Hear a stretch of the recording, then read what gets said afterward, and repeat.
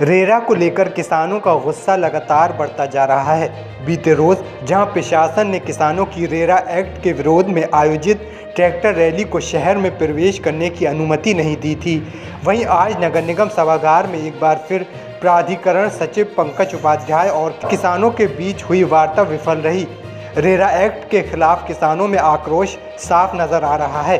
किसानों का कहना है कि जल्द ही अब किसी भी हाल में प्रशासन को इस मामले में नतीजे पर पहुंचना होगा, वरना किसान महापंचायत कर एक बड़ा आंदोलन छेड़ देंगे। आक्रोशित किसानों का कहना है कि प्रशासन ने रेरा एक्ट एक कमरे में बंद करके बना दिया, जबकि भौगोलिक परिस्थितियों को ध्यान में नहीं रखा गया। यह कानून छोटी जोत के किसानों के लिए गले की फांस बन गया है। किसानों ने प्रशासन पर साफ तौर पर आरोप लगाते हुए कहा कि रेरा एक्ट पर आज हुई बैठक में प्रशासन उनके सवालों के जवाब देने में विफल रहा। यह बात ही एक सबूत है कि प्रशासन ने इस एक्ट को प्रभावी करने से पहले कितनी पड़ताल की थी। उन्होंने कहा कि जब तक प्रशासन इस एक्ट का सही तरीके से वर्गीकरण नहीं करता है, तब तक इसे लागू नहीं होने दिया जाएगा और किसान बड़ा आंदोलन छेड़ देंगे। वहीं उन्होंने साफ तौर पर कहा कि यह लड़ाई किसानों की है, इसमें किसी भी राजनीतिक दल का हस्तक्षेप नहीं है और ना होने दिया जाएगा। यह लड़ाई एक आम किसान की है, जिसमें सभी राजनीतिक दलों के नेताओं का सहयोग मिल रहा है। उधर प्रशासन फिलहाल किसानों से बातचीत के लिए जल्द एक और बैठक करने की बात कह रहा है। देखने वाली बात होगी कि आखिर प्रशासन किसानों को किस प्रकार संतुष्ट कर पाता है या फिर किसान आंदोलन की राह पकड़ेंगे। देखिए, आज की बैठक जो कल का धरना था, धरना तो नहीं था, किसानों की रैली थी ट्रैक्टर को, क्योंकि इससे पहले प्रशासन ने हमें बदनाम करने की कोशिश की कि ये प्रॉपर्टी डीलरों का आंदोलन है। तो इसलिए किसानों ने जो है ट्रैक्टरों के माध्यम से जो खेती का प्रतीक है उसको लेके आए, लेकिन प्रशासन ने हमें आगे नहीं बढ़ने दिया और उसके बाद वो धरने में तब्दील हो गया। आज जो प्राधिकरण सचिव महोदय वहाँ आए, उन्होंने आज मीटिंग बुलाई थी, इसी शर्त पे किसान वहाँ से हटे।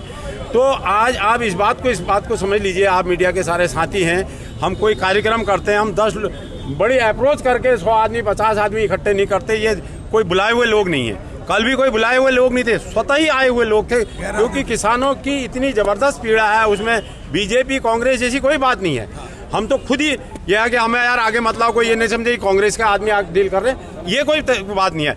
ये हर अब आप इस बात को समझ लीजिए कि किसानों का आक्रोश हमने कई तरीके से, मैंने सचिव साहब को कई उदाहरण दिए। हमारी 30 फीट, मैंने कहा आप आइए, मैं पूरा गांव का गांव दिखाता हूँ, हमारी 30 फीट 40 फीट चौड़ी से जमीनें है ही नहीं। उसको आप किस तरीके से व्यवहारिक मानते हैं? अगला मैं वही बताने जा रहा हूँ। तो आप ये मान लीजिए कि किसानों की पीड़ा ये तराई से दूसरे से नहीं तोड़ सकते।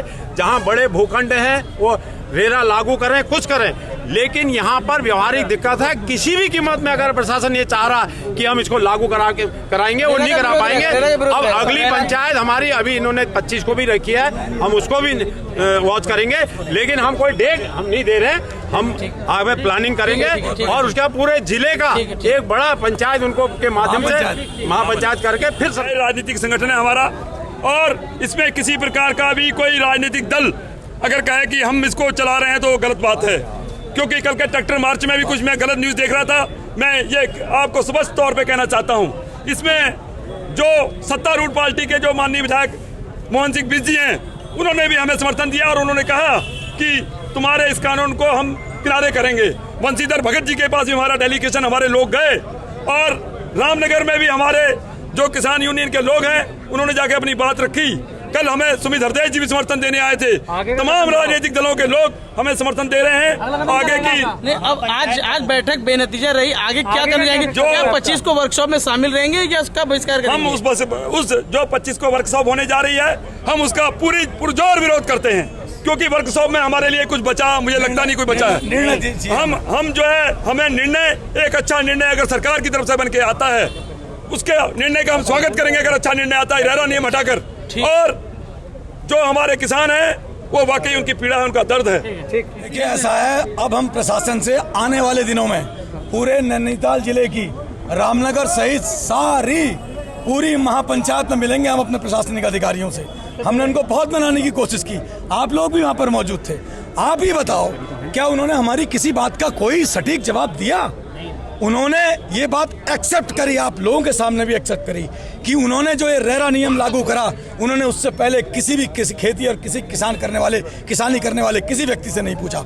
मनमाने नियम जो है एसी कमरों में ला करके उठा दिए। मैं आज आपसे पूछता हूँ, दमवा डूंगा के अंदर वहाँ यहाँ सब जगह मनमाने नियम लागू कर रखे हैं और ऐसे ऐसे नियम लागू कर रखे हैं जो कभी उत्तर प्रदेश में हुआ करते थे।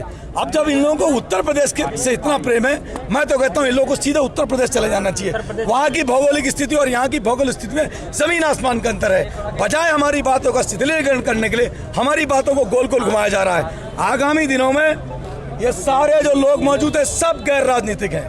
पत्रकारों से हमारा अनुरोध है, मुझे भी किसी पार्टी विशेष का कार्यकर्ता कृपया ना लिखें।